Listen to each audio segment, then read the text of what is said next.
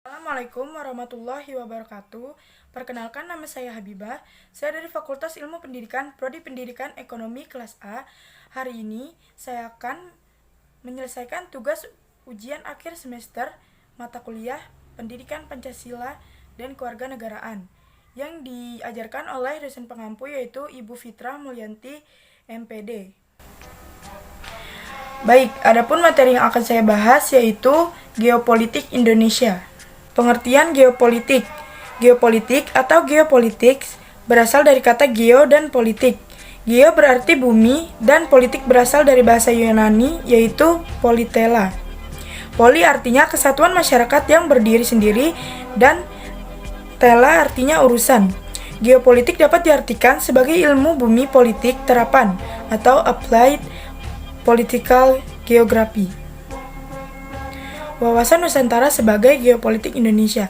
Wawasan Nusantara adalah geopolitik Indonesia yang diberi pengertian sebagai cara pandang dan sikap bangsa Indonesia mengerjai diri dari lingkungannya yang serba beragam dan bernilai strategis dengan mengutamakan persatuan dan kesatuan wilayah dan tetap menghargai serta menghormati kebinekaan dalam setiap aspek kehidupan nasional untuk mencapai tujuan nasional.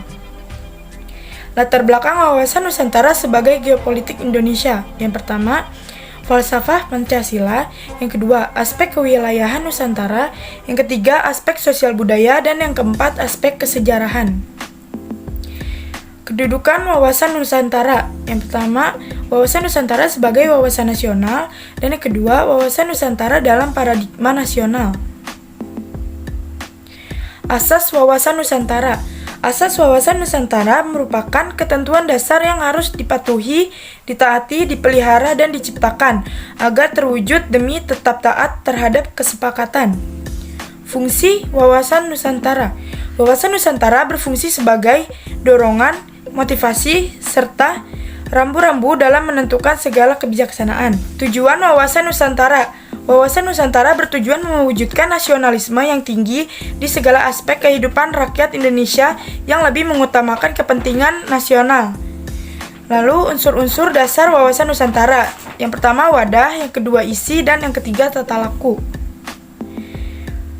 Arah dan sasaran wawasan Nusantara. Yang pertama arah pandangan ke dalam dan arah pandangan keluar. Lalu implementasi wawasan Nusantara. Yang pertama, implementasi dalam kehidupan politik. Yang kedua, implementasi dalam kehidupan ekonomi.